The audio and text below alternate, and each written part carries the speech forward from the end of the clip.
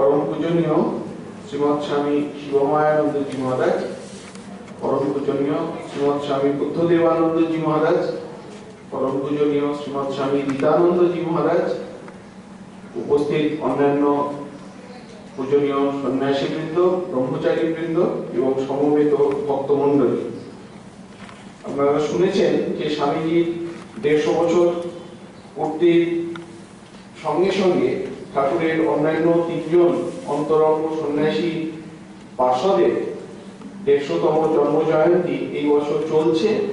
তার অঙ্গরূপে এই আলোচনা চক্রের অনুষ্ঠান, রাধেশ্যাম রায়ের স্মারক বক্তৃতা, তার মধ্যে পূজনীয় রীতানন্দজি মহারাজের কাছে আমরা এতক্ষণ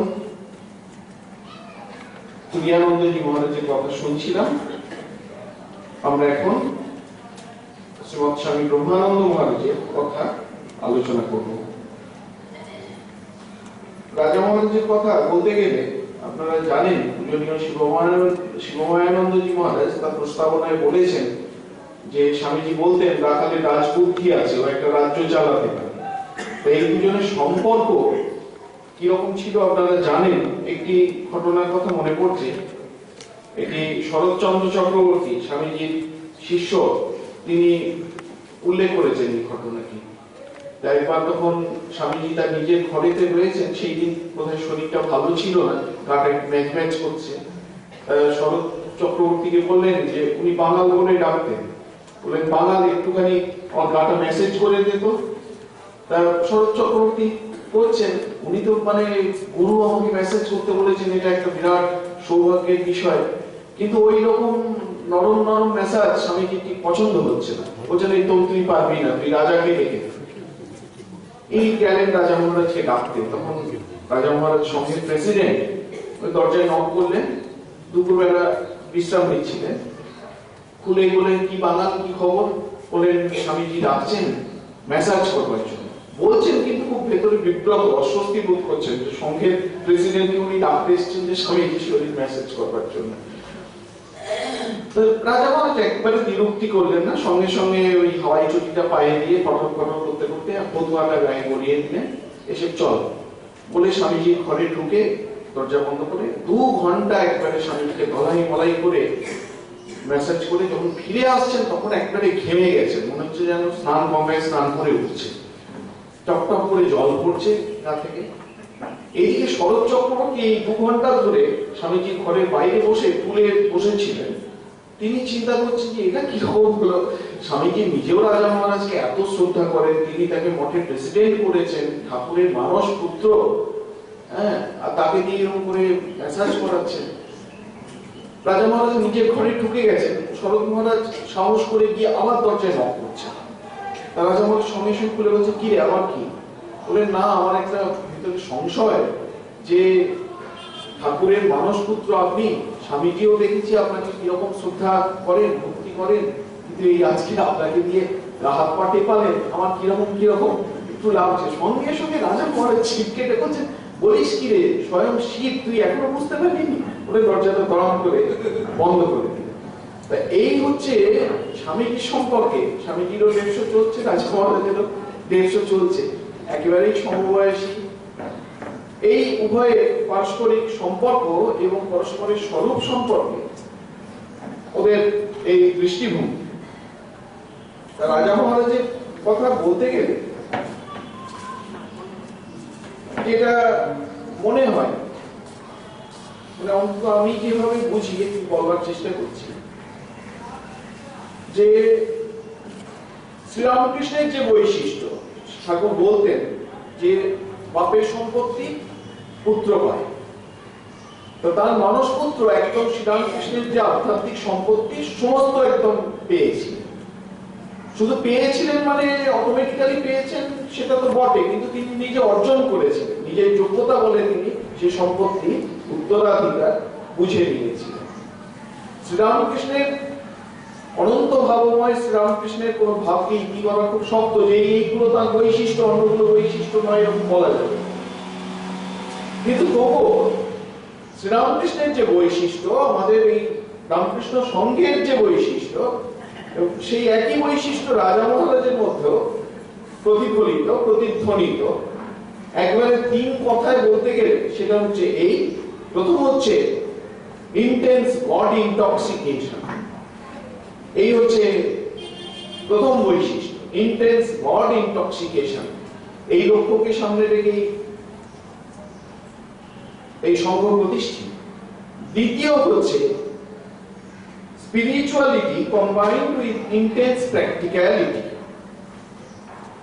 অত্যুন্নত অদ্ভুত আধ্যাত্মিকতা, কিন্তু সেটা বাস্তববোধ কাণ্ডজ্ঞানের বিনিময়ে, not at the cost of কাণ্ডজ্ঞান। সঙ্গে সঙ্গে সমানভাবে প্রখর বাস্তব বুদ্ধি, প্রখর কাণ্ডজ্ঞান এই অত্যুন্নত আধ্যাত্মিকতার সঙ্গে হাত ধরাধরি করে চলছে। এবং তৃতীয় বৈশিষ্ট্য হচ্ছে জয়ফুল রিলিজিয়ন, জয়ফুল এক্সিস্টেন্স, একটা আনন্দ। ব্রহ্মের যে স্বরূপ লক্ষণা রয়েছে সেখানে আনন্দের কথা বলা হয়েছে, সে একদম ফুটি ফাটা ভাব প্রতিটি কর্মের মধ্য দিয়ে, প্রত্যেকটি অস্তিত্বের মধ্য দিয়ে যেন সেই আনন্দ বিচ্ছুরিত হচ্ছে, ফেটে বেরিয়ে আসতে চাইছে। এই হচ্ছে রাজা মহারাজের একদম তিনটি স্পেসিফিক বৈশিষ্ট্য, যেটি আমার মনে হয়। এইগুলোই আমরা বিভিন্ন ঘটনার মধ্য দিয়ে একটু আলোচনা করবার চেষ্টা করব। আপনারা জানেন যে ঠাকুরের শরীর যাওয়ার পর রাজা মহারাজ খুব কঠোর সাধন ভজনে নিরত ছিলেন। একবার খোকা মহারাজ ওকে জিজ্ঞেস করেছিলেন, আচ্ছা আপনার এত কঠোরতা করবার কি দরকার, যা আপনার করে দেওয়ার কথা ঠাকুর তো সব আপনার করে দিয়েছেন। তখন রাজা মহারাজ বলেছিলেন, দেখ খোকা, ঠাকুর তার সম্পত্তির উত্তরাধিকার আমাকে দিয়ে গেছেন, করে দিয়েছেন, সব ঠিক, কিন্তু তিনি যে উত্তরাধিকার দিয়েছেন সেই উত্তরাধিকার বুঝে নিতে গেলে তার তো যোগ্য হয়ে উঠতে হবে। সোজা কথাই হচ্ছে যে আমার নামের কথাটা আমার নামে নয়, একটু ধরে নিন এক্স ওয়াই, তার নামে হয়তো বাবা 5 কোটি টাকা ব্যাংকের ভল্টে রেখে গেছে, কাগজপত্র রয়েছে।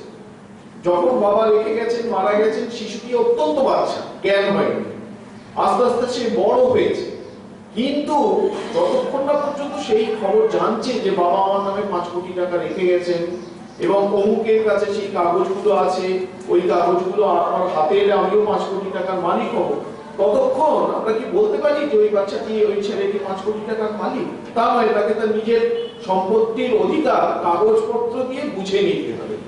এই বুঝে নেওয়ার কাজটা রাজা মহারাজ দীর্ঘদিন ধরে করেছেন। একবারে অদ্ভুত কৃচ্ছ সাধনা, তপস্যা করতে একবারে ডুবেছিলেন। একটি ঘটনা আছে, আমার খুব পড়বার ইচ্ছে করছে। তখন ওই ওরা রয়েছেন, ঠাকুরের শরীর গেছে, তারপর ওরা ওই বড়নগর মঠে আছেন, সেখানকার ভাব, রাখাল মহারাজের ভাব তখন, এটা মহেন্দ্রনাথ দত্ত তার স্মৃতিচারণ করছেন, স্বামীজির ভাই, নিজ ভাই। রাখাল মহারাজের ভাব তখন নিতান্ত নিরাশ্রয় বালকের মতো, নিজের ইচ্ছা বা শক্তি যেন কিছুই নাই, বাহিরের একটা কি মহাশক্তি বা অন্য কোনো পদার্থ যেন তাহাকে চালাইয়া লইয়া বেড়াইতেছে। জগৎ সংসারের সমস্ত সম্বন্ধ পরিত্যাগ করিয়া যেন কোন স্থলে স্থির হইয়া বসিয়া থাকিতেন এবং কেহ কোনো কথা জিজ্ঞাসা করিলে বা ডাকাডাকি করিলে তিনি যেন অন্য জগৎ হইতে নামিয়া আসিয়া জগৎটা দেখিতেন ও উপস্থিত মতো দুই একটি কথা কইয়া অতি দিনহীনের ন্যায় চুপ করিয়া বসিয়া থাকিতেন। বড়নগর মঠের বাইরে ছোট ঘরে তিনি একাকী দরজার দিকে মুখ করিয়া একটি পটপটি চাটাইয়ে বসিয়া স্থির হইয়া জপ করিতেন। নিশ্চল জীবন্ত বিগ্রহের ন্যায় তিনি এক মনে জপ করিতেন। এইটি যেন তাহার ধাতস্থ অবস্থা ছিল। ওই ধ্যানে ডুবে থাকাটাই তার স্বাভাবিক অবস্থা। বলরাম বাবুর বাড়িতে যখন থাকিতেন তখন বড় ঘরটির মেঝেতে বসিয়া তিনি এক মনে জপ করিতেন এবং জপ করিতে করিতে বিভোর হইয়া যাইতেন। মুখের ভাব, চোখের দৃষ্টি একেবারে অন্যরকম হইয়া যাইত। সকলেই বলা বলি করিতেন, দেখছো রাখাল কি এক মনে জপ করে? জমিদারের ছেলে বাড়ি ঘর ত্যাগ করেছে, এক মনে কিরূপ জপ করছে দেখেছো? জপটাকে যেন আঁকড়ে ধরে পড়ে আছে। এই হচ্ছে রাজা মহারাজের ভাব।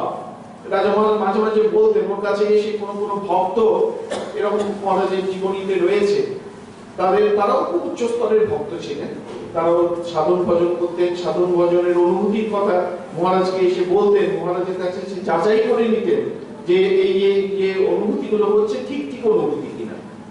একজন এসে এরকম বলছেন যে মহারাজ এত আনন্দ যে ঘুমোতে পারি না, এত আনন্দের অবস্থা হয়। মহারাজ তখন বলছেন, হ্যাঁ ওই রকম একটা অবস্থা আছে, তবে কি জানো, ওই আনন্দের পারেও আর একটা জিনিস আছে, তখন ভারী মজা, তখন তার যে প্রশান্তি, সেই প্রশান্তির কথা মুখে বলা যায়। রাজা মহারাজ তার এই একটি শব্দ ধর্মপ্রসঙ্গে ব্রহ্মানন্দ এই গ্রন্থে আছে, বলছেন সমাধির মধ্য দিয়ে আধ্যাত্মিক জীবনের সূচনা। এই হচ্ছে রাজা মহারাজের ভাব। আমরা তো মনে করি সমাধি একদম সর্বোচ্চ আধ্যাত্মিক অনুভূতি, রাজা মহারাজ বলছেন সমাধির মধ্য দিয়ে আধ্যাত্মিক জীবনের সূচনা হয়। বলছেন এই শরীরটা হচ্ছে বড় একটা বন্ধন, এই শরীরটা না থাকলে কত রকমের যে আধ্যাত্মিক অনুভূতি, কত রকমের যে মজা, কত রকমের ফুটি ফাটা আনন্দের অনুভূতি, সে ভাষায় বলে বর্ণনা করা যাবে। এই হচ্ছে রাজা মহারাজ। এবং এর গোপন রহস্য এই জায়গায় যে উনি পৌঁছাচ্ছেন শ্রীরামকৃষ্ণের উত্তরাধিকারকে বহন করে, তার গোপন রহস্য হচ্ছে, কোন এক পার্শ্বদ তার সম্পর্কে বলছে, ব্রহ্মানন্দের আমি কি একেবারে তিরোহিত হয়েছে, একেবারে আমিত্বটুকু লেশ মাত্র নেই। তখন তিনি সঙ্গের প্রেসিডেন্ট, অনেক চিঠিপত্র আসতো, সঙ্গের প্রেসিডেন্ট হিসেবেই তাকে সেই সব চিঠিপত্রের উত্তর দিতে হতো। সূর্যি মহারাজ স্বামী নির্বাণানন্দজি তার সেবক, চিঠি সই করাতে যেতেন, রাজা মহারাজ অর্ধেক তিনি বলতেন, সূর্যি তুমিই সই করে দাও। যেগুলো অতটা ইম্পর্টেন্ট চিঠি নয় বা অতটা ইম্পর্টেন্ট কাগজ নয়, সূর্যি মহারাজ কর দিয়ে সই করে দিতেন। কিন্তু এমন কিছু কিছু কাগজ তো আছে যেখানে কর দিয়ে সই করা চলে না, যার নামে কাগজ তাকেই সই করতে হবে। সেরকম কিছু কাগজ রাজা মহারাজকে দুপুরে খাবার পর নিয়ে যাচ্ছেন। রাজা মহারাজ একবার পেটের উপরের উপর হাতটাকে বুলিয়ে বলছেন, আজকে শরীরটা ভালো নেই, আজকে এই হাতটা ঠিক নেই, এই করে রোজ কাটিয়ে কাটিয়ে দিচ্ছেন। একদিন সূর্যি মহারাজ এসে বলছেন যে মহারাজ এই চিঠিগুলো অত্যন্ত জরুরি চিঠি, আপনি না সই করলে কাজকর্ম বন্ধ হয়ে যাবে। মহারাজ অসহায়ের মতো কাঁদো কাঁদো ভাবে বলছেন, সূর্যি আমি কি সই করতে চাই, কিন্তু নামটা কিছুতেই মনে পড়ছে না। ভাস করে ফেলেছে যে এতদিন কেন ফিরিয়ে ফিরিয়ে দিচ্ছে, ও নিজের স্বামী ব্রহ্মানন্দ সই করবেন, নামটা মনে করতে পারছে না, সেটা কি করে বলে ফিরিয়ে ফিরিয়ে ফিরিয়ে দিচ্ছে, রাজ নয় কাল নয় এরকম করে। তা এইরকম একটা অত্যচ্ছ ভূমিতে তিনি সর্বদা অবস্থান করতেন। তার সম্পর্কে ঠাকুরের অন্যান্য পার্শ্বদরা, গিরিশ বাবু অনেক কথা বলেছেন। বলছেন যে তোমরা ঠাকুরকে তো দেখোনি, রাজা মহারাজকে দেখলে ঠাকুর কিরকম ছিলেন একটু একটু ধারণা হয়।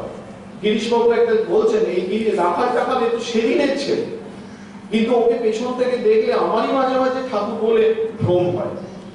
তারপর আরেকটি ঘটনার কথা গিরিশ বাবু বলছেন আমার হঠাৎ, এটা আধ্যাত্মিক জীবনে হয়, যারা খুব উচ্চ আধ্যাত্মিক ভাবে ভাবুক তাদের নানা জীবনে সব আসে এক একটা স্টেজে।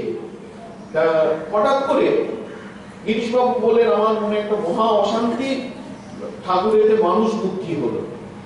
যে গিরিশ ঘোষ ঠাকুরের অবতারত্ব নিয়ে এত প্রচার, আজকের এই যে কল্পতরু উৎসব, এ তো বলা যায় গিরিশ বাবু অন্য কেউ হয়তো করতে পারতেন, কিন্তু গিরিশ বাবুর অবদান তো আছে। তিনি ঠাকুরের অবতারত্ব, তার মহিমা এরকমভাবে প্রচার করতেন। তা সেই গিরিশ ঘোষ বলছেন যে আমার একদিন ঠাকুরের শরীর যাবার অনেকদিন পরে হঠাৎ ঠাকুরের ওপর মানুষ বুদ্ধি হলো, কিছুতেই তিনি যে স্বয়ং ঈশ্বর, তিনি যে স্বয়ং অবতার, মানুষের দুঃখে তাকে মানুষকে দুঃখ দূর করবার জন্য মানব শরীর ধারণ করে এসছেন, এই ভাবটা কিছুতেই আমরা পাচ্ছি না। খালি মনে হচ্ছে তিনি একজন মানুষ, একটু উন্নত ধরনের সাধক মতো ছিলেন। তখন মনে হলো যে ইষ্টে মানুষ বুদ্ধি, তাহলে তো আমি গেছি। বলছেন মনে ভয়ানক অশান্তি। এমন সময় একদিন রাজা মহারাজ তো বলরাম মন্দিরেই বেশিরভাগ থাকতেন, আর গিরিশ ভবন হচ্ছে একটু বুঝতেই পারছেন রাস্তার এই পাশার ওপাশ। রাজা মহারাজ সেই দিন যখন গিরিশবাবু এইসব ভাবছেন, মন একদম বেদান্ত, বলছেন আর এই শরীর দেখে কি হবে এরকম পর্যন্ত ভাবছেন। রাজা মহারাজ এসে হাজির, এসে এই কথা সে কথার পর গিরিশ বাবু বললেন যে দেখো রাখাল, মনে ভয়ানক অশান্তি, আমি হঠাৎ করে ঠাকুরের মানুষ বুদ্ধি হচ্ছে, তিনি স্বয়ং ভগবান, এই ভাবটা জোর করেও আমি মনের মধ্যে আনতে পারছি না। রাজা মহারাজ ও করে হেসে বলছে ও সব কিছু নয়, ও ঠিক হয়ে যাবে, ও সব নিয়ে আপনি ভাববেনই না, বলে খুব ও করে হাসতে লাগে। হেসে গিরিশ বাবু বলছেন, রাখাল মহারাজ আস্তে আস্তে বেরিয়ে গেলেন, আমি দেখতে পাচ্ছি দোতলা থেকে রাখাল মহারাজ সিঁড়ি দিয়ে নামলেন, নেমে আবার বলরাম মন্দিরের দিকে যাচ্ছে। বলছেন আবার আমার যে এই নাস্তিক্য বুদ্ধি আমাকে গ্রাস করে ফেলেছিল, সেই নাস্তিক্য ভাব আস্তে আস্তে কোথায় চলে গেল, এবং আস্তে আস্তে আবার সেই পুরনো আস্তিক্য বুদ্ধি আবার আস্তে আস্তে আস্তে আস্তে ফিরে গেল। রাজা মহারাজ তার শুধু উপস্থিতি দিয়ে, তার একটা হাসি দিয়ে গিরিশবাবুর মনকে এত উপরে তুলে দিলেন। গিরিশবাবু এই ঘটনাটি বলে বলছেন, সাধে কি আর রাখালকে এত মানি? দেবেন্দ্রনাথ বসুর জীবনের এরকম একটি ঘটনা আছে। উনি খুব বড় সাহিত্যিক ছিলেন, ঠাকুরের সঙ্গ করেছেন। দেবেন বসু বলছেন যে মাঝে একবার সংসারে থাকলে যা হয়, ঠাকুর বলছেন না, কাজলের ঘরে থাকলে যত শেয়ানাই হোক না কেন গায়ে একটু খালি লাগবে। যে দেবেন্দ্রনাথ বসু একবার কোনো সাংসারিক দুর্বিপাকে ওর মন খুব একদম ভারী হয়েছিল, মনে হচ্ছে যে একদম গোটা মনটাই ঘোর সংসারী হয়ে গেছে, মনে হচ্ছে তাহলে আর এত ঠাকুরের সঙ্গ করলাম, এ করলাম, আর এতে কি হলো। মুখের ওপর একদম কালো ছায়া পড়েছে, চোখের কোণে কালি। রাজা মহারাজের কাছে এসছেন, রাজা মহারাজের কাছে আসেন, রাজা মহারাজ বুঝতে পারছেন সব। আসতেই রাজা মহারাজ পিঠে চাপড় মেরে বলছেন, দেবেন বাবু আপনি সব ভাবছেন কেন, সব ঠিক হয়ে যাবে, সব ঠিক হয়ে যাবে। বলছেন সঙ্গে সঙ্গে আমার সেই ভাব একবারে চলে এলো, আবার চলে গেল, ঠাকুরের পুরনো স্মৃতি মনে পড়লো, অনামিল আনন্দে হৃদয় পূর্ণ হয়ে উঠলো। বলছেন জাস্ট স্পর্শ করে, ইচ্ছা মাত্র রাজা মহারাজ এই ঘটনা ঘটাতে পারতেন। Complete god intoxication, intense god intoxication, এটি হচ্ছে রাজা মহারাজের স্বাভাবিক অবস্থা। বারবার ধ্যান যোগে উৎসাহিত হচ্ছেন। সেই একটি ঘটনা আছে যে এখানে খুঁজে পাবো কিনা আমি বলতে পারছি না, বাংলাদেশে গেছে, বাংলাদেশে ময়মনসিংহে বাবুরাম মহারাজ, রাজা মহারাজ, ওরা একটি নদীর ধারে গেছে। সে নদীর ধারে গিয়ে, এতে আছে আমাদের যোগসূত্রে রয়েছে, আমাদের যোগসূত্রে যে হিন্দু ধর্মের ক্যাথলিসিটির কথা বলা হয়েছে, এর আর অন্য কোনো ধর্মে পাওয়া কোনো শব্দ যে কিছু করে হতে পারে, এখানে কনসেন্ট্রেট করলে হতে পারে, এখানে কনসেন্ট্রেট করতে হলে হতে পারে, যোগীর ধ্যান করলে হতে পারে, মহাপুরুষের ধ্যান করলে হতে পারে, জপ করে হতে পারে, ঈশ্বর প্রণিধানের দ্বারা হতে পারে, এইসব বলে পতঞ্জলি বলছেন যথাভিমত ধ্যানাৎ বা, তোমার যা মনে হয় তার উপর তুমি ধ্যান করো। কিন্তু সেই ধ্যান যার খুব ইন্টেন্স ধ্যান হয়, সেই নদীর ধারে গিয়ে রাজা মহারাজ বাবুরাম মহারাজকে বলছেন, বাবুরাম দা দেখছো কি সুন্দর মাঠ, কি সুন্দর নদী, বেশ জায়গা, হু করে বাতাস বইছে, এসব দেখে আমার উদ্দীপন হচ্ছে। বাবুরাম মহারাজ বলছেন, হবে বই কি, শ্রী শ্রী ঠাকুর বলতেন হৃদয়ের বাড়িতে মাঠ আছে, তাই সেখানে থাকতে ভালোবাসি, মাঠ দেখলে ভগবানের কথা মনে পড়ে। মহারাজ জয় গুরু শ্রী গরি শ্রী গুরু। বাবুরাম মহারাজ বলছেন হরি বল হরি বল। মহারাজ তখন বিশ্ব মহারাজ ও সেবক ছিলেন, তাকে বলছেন বিশ্ব একটা ভগবানের নাম কর না। আরেকজন ব্রহ্মচারীকে বলছেন এটা কোন দিক, সকলে বলছেন উত্তর ধ্রুব কোণ। মহারাজ সঙ্গে সঙ্গে সেই দিকে প্রণাম করছেন। অদ্ভুত ভাবস্থ অবস্থা, আপনারা ছবি দেখেছেন ওই এতে আমাদের ভুবনেশ্বর মঠে মহারাজ তামাক খাচ্ছেন, মুখে আলগোলা রয়েছে কিন্তু মন অন্য কোন দিকে, অন্য কোথায় কোন কাজে বিচরণ করছে তার কোনো ঠিক ঠিকানা নেই। তার যারা স্মৃতিচারণ করেছেন, সুন্দর এখন সব স্মৃতির কথা বেরিয়ে গেছে, সেখানে মহারাজের এই ভাবটি অনেকের লেখায় পাওয়া যায় যে মহারাজ এই সন্ধ্যে বেলায় গঙ্গার দিকে, ওই আমাদের যে বারান্দা, স্বামীজির রুমের সামনে যে বারান্দা, ওইখানে গঙ্গার দিকে করে বসে আছে, চোখ খোলা, কিন্তু খুব ভালো করে যদি দেখা যায়, দেখা যাবে যে চোখ খুলে রেখেছেন কিন্তু বাইরের কিছু দেখছেন না, সমস্ত দৃষ্টি অন্তরের রাজ্য যেন এক্সপ্লোর করে চলেছে, আধ্যাত্মিক জগৎকে এক্সপ্লোর করে চলেছে। এটি রাজা মহারাজের স্বাভাবিক অবস্থা, ইন্টেন্স বডি ইনটক্সিকেশন। অনেক ঘটনা আছে রাজা মহারাজের, সে বলতে গেলে শেষ হবে না। দ্বিতীয় যে বৈশিষ্ট্যের কথা আমরা আলোচনা করছিলাম, যে intense spirituality with practicality, combined with intense practicality, এটি কিন্তু অদ্ভুত একটা। এইরকম জগতে যার মন রয়েছে, তিনি আবার যখন দরকার পড়ছে সময় মতো সমস্ত কাজ পারফেক্টলি করছেন।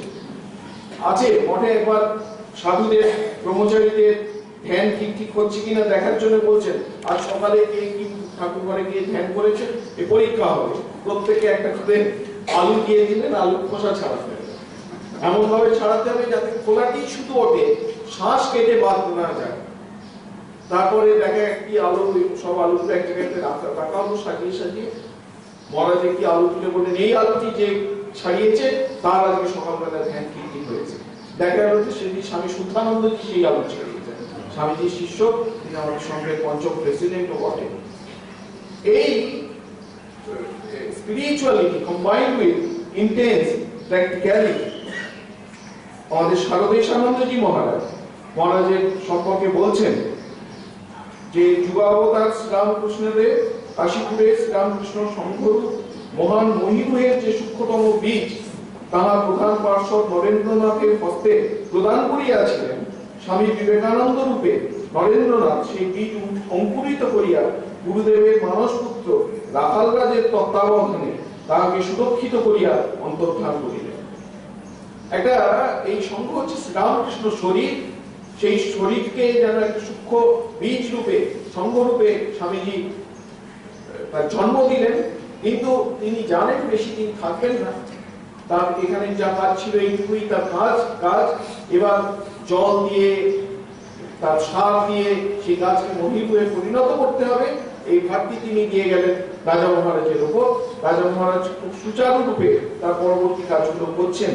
একজন স্মৃতিচারণ করছেন, বলছেন যখন মঠের জমি নেওয়া হবে তখন মহারাজকে খুব, রাজা মহারাজের সম্পর্কে পড়লে যেন মনে হয় তিনি একবারে এমন ইনটক্সিকেটেড একটা স্টেটে রয়েছে, বাইরের যেন ব্যাপারে অতটা খেয়াল নেই, তা নয়, সেখানেও প্রখর বাস্তব বুদ্ধির পরিচয় তিনি দিচ্ছেন। একজন স্মৃতিচারণ করে বলছেন যে মঠের যখন জমি নেওয়া হবে, জমি রেজিস্ট্রি হবে, তার মিউটেশন হবে, কিভাবে রাজা মহারাজ দৌড়দৌড়ি করেছেন। মহারাজ তখন সকালে উঠিয়া স্নান করিয়া চারিটি ছিঁড়া ভিজা মুখে দিয়া ব্যাগের ভিতর আবশ্যকীয় দলিল কাগজপত্র পুরিয়া হাঁটিয়া বাহির হইয়া যাইতেন।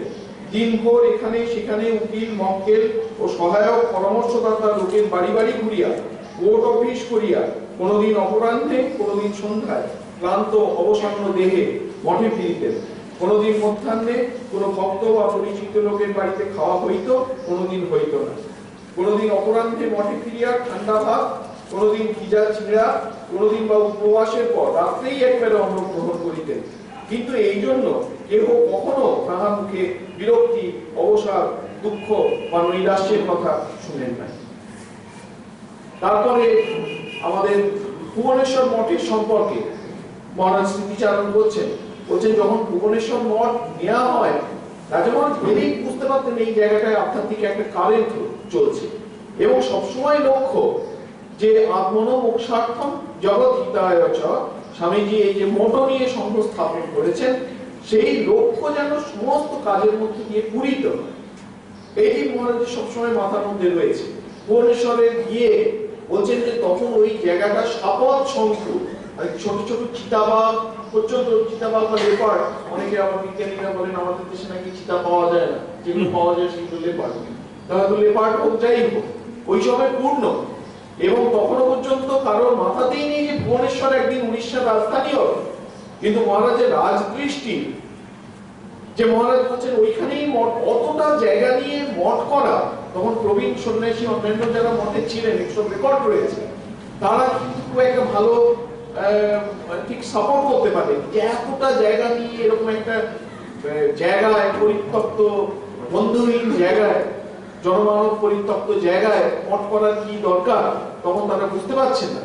কিন্তু পরে ওই মঠকে দেখা যাচ্ছে পরবর্তীকালে কিভাবে ফুলে ফলে পল্লবিত হয়ে সে মঠ আত্মপ্রকাশ করছে, এবং পরবর্তীকালে সে ভারত স্বাধীন হলো, উড়িষ্যার গভর্নমেন্ট ওই ভুবনেশ্বরকে উড়িষ্যার রাজধানী হিসেবে ঘোষণা করেন। তখন এখন আমরা বুঝতে পারি যে মহারাজের রাজদৃষ্টি কিরকম। এরকম আরো অনেক ঘটনা আছে। কাশীতে জায়গা নেওয়া হবে, কঙ্খলে জায়গা নেওয়া হবে, মহারাজ একটু বলে দিচ্ছেন এই জায়গা ওইখান পর্যন্ত নিতে হবে, প্রখর বাস্তব বুদ্ধি।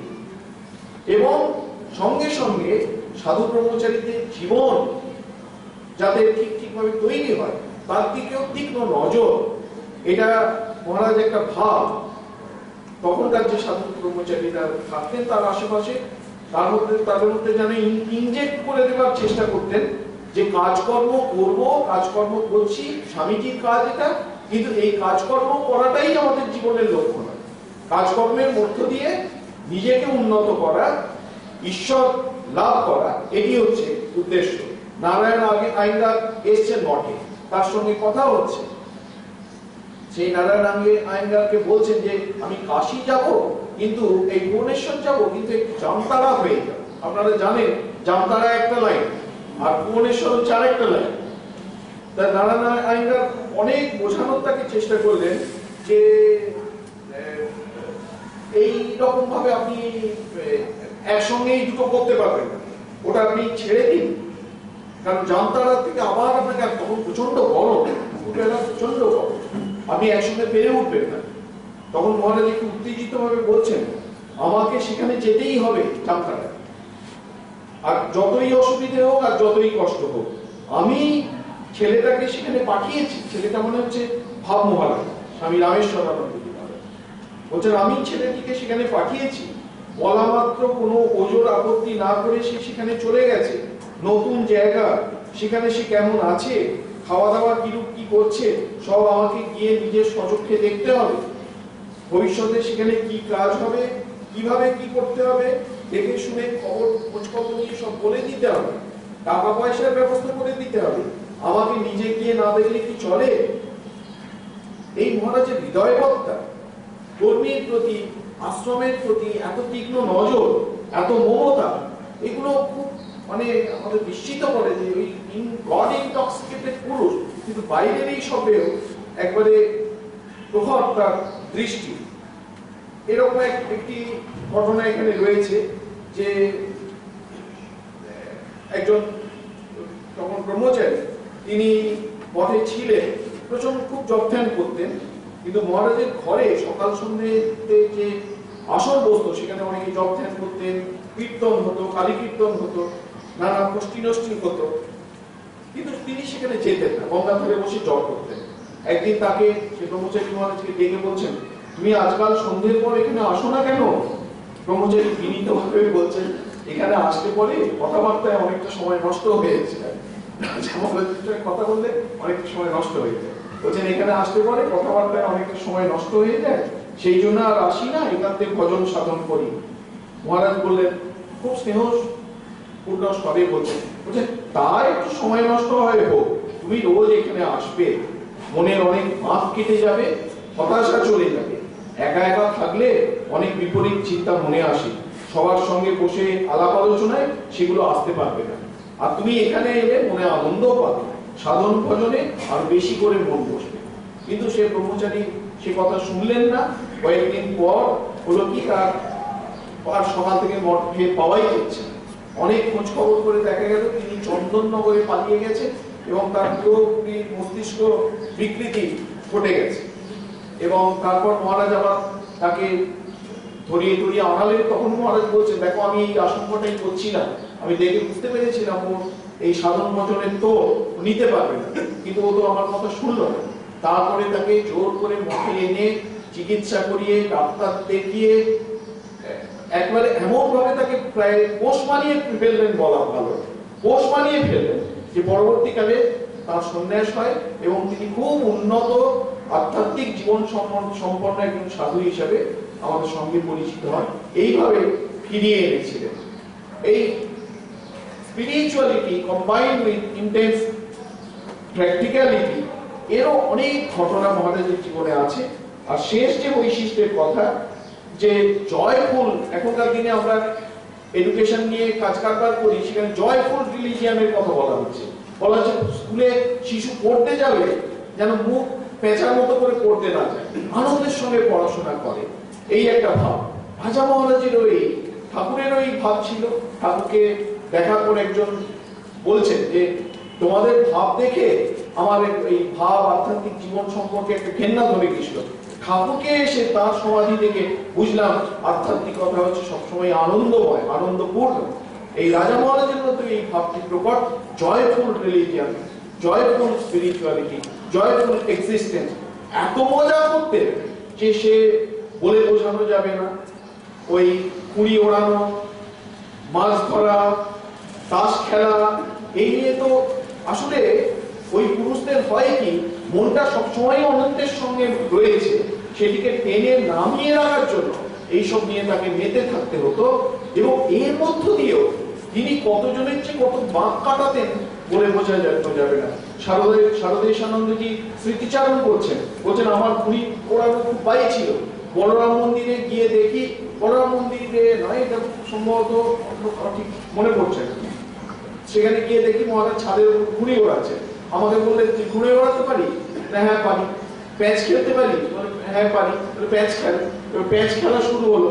তারপর বলছে তুই আমাকে কলকাতাতে, খুব সম্ভবত ভুবনেশ্বরে আছে, বলছে তুই আমাকে তাহলে কিছু ঘুড়ি পাঠিয়ে দিবি। এখন শারদেশানন্দজি কলকাতা থেকে ঘুড়ি পাঠিয়ে দিতে পারতেন, কিন্তু ওর মনে হলো যে সবচেয়ে ভালো ঘুড়ি পাওয়া যায় লখনৌতে। লখনৌতে তখন শারদেশানন্দজি তখন সাধু আপনি, তা আমি হয়তো ভুল করতেও পারি, এটা শারদেশানন্দজি না হয়ে অন্য কোনো মহারাজও হতে পারে, ঘটনাটাকে বলছি। তখন উনি লখনৌতে অর্ডার দিলেন, কুড়ি আর আসে না। যখনই ওকে তাকে বললেন কি রে তোর কুড়ি কোথায় গেল, বলছেন মহারাজ আমি অর্ডার দিয়েছি, আসছে। কিন্তু সে আসার আগেই মহারাজের শরীর চলে গেছে। তারপর যখন ওই খুঁড়ি একদম লাট খুঁড়ি এলো বলরাম মন্দিরে, ওই মহারাজ বলছেন আমি সেই দিন থেকে খুঁড়ি স্পর্শ করা বন্ধ করে দিলাম। মহারাজ কৃপা করে খুঁড়ি ওড়ানো সম্পর্কে আমার যে মনে একটা ভয়ঙ্কর আসক্তি ছিল, সেই আসক্তি যেন কাটিয়ে দিলেন। কিভাবে করতেন রাজা মহারাজ এ বলা খুব শক্ত। ক্ষীরোদ প্রসাদ বিদ্যাবিনোদ এসছেন, দেখছেন তাস খেলছেন, আর একদম ফষ্টি নষ্টি চূড়ান্ত। তা রাজা মহারাজ কোনো ভূক্ষেপ নেই, সব হলো। তারপর গম্ভীর মুখ করে ক্ষীরোদ প্রসাদ বিদ্যাবিনোদকে বলছেন যে আপনি দয়া করে কিছু মনে করবেন না, আমরা প্রত্যেকদিন এরকম করি না, মাঝে মাঝে এরকম করি। তিনি চোখের চলে তার পায়ে মাথা রেখে প্রণাম জানাচ্ছেন। মাছ ধরতে যাওয়া আবার মহাপুরুষ মহারাজ পছন্দ করতেন না। মহাপুরুষ মহারাজ ভেবেছিল যে সবাই ভক্তরা মঠে দেখা করতে আসবে প্রেসিডেন্টের সঙ্গে, আর যদি শোনে যে প্রেসিডেন্ট বসে বসে মাছ ধরছে তার সম্পর্কে কি ধারণা হবে, ওই জন্য মাঝে মাঝে কেড়ে নিতেন বা এইসব করতেন। যদি কোনোদিন সামনাসামনি পড়ে যেতেন তখন মহাপুরুষ মহারাজকে বলতেন না এই ছেলে ছোকরাদের উৎসাহ দেওয়ার জন্য একটুখানি যাচ্ছে। আবার খোঁজ নিতেন যে মহাপুরুষ মহারাজ কোথায়, তারকদা কোথায় আছেন, বসে আছেন, দেখে এসো। যে রাস্তায় তারকদা বসে আছেন সেই রাস্তা এড়িয়ে অন্য রাস্তা দিয়ে তিনি এ করতেন। তারপর তাস খেলা, সেক্রেটারি তিনি গুরুত্বপূর্ণ কাজ নিয়ে মঠে গেছেন, তাকে এসে বলছে শরৎ এসো একদম তাস খেলা হয়ে যায়। শরৎ ছটফট করছেন, রাজা মহারাজ বলছেন কিছু করতেও পারছে না। তাস খেলতে বসে শরৎ মহারাজ ইচ্ছে করে হাঁটতে শুরু করলেন। রাজা মহারাজ বলছেন হে শরৎ তুমি যে দেখছি একেবারেই কিছু খেলতে চাও না। তা এই মহারাজের কথা বলতে গেলে শেষ হবে না। যত আমরা মহারাজের স্মৃতি কথা বেরিয়ে গেছে, ধর্ম প্রসঙ্গে ব্রহ্মানন্দ আছে, আপনারা দেখবেন আমাদের উদ্বোধনের যে বই ফার্স্ট পেজেই লেখা আছে। আমি যা বলছি আধ্যাত্মিক জীবন সম্পর্কে 4টি বছর করে দেখো, যদি কিছু ফল না পাও তা আমার গালে একটু চড় না। এই হচ্ছে রাজা মহারাজের কথা। সুতরাং তার কথা আমরা যত বেশি করে আলোচনা করব, আমাদের আধ্যাত্মিক জীবন তত বেশি ভরপুর হয়ে উঠবে এবং শ্রীরামকৃষ্ণ তত্ত্ব সম্পর্কে, সংঘ জীবন সম্পর্কে আমাদের ধারণা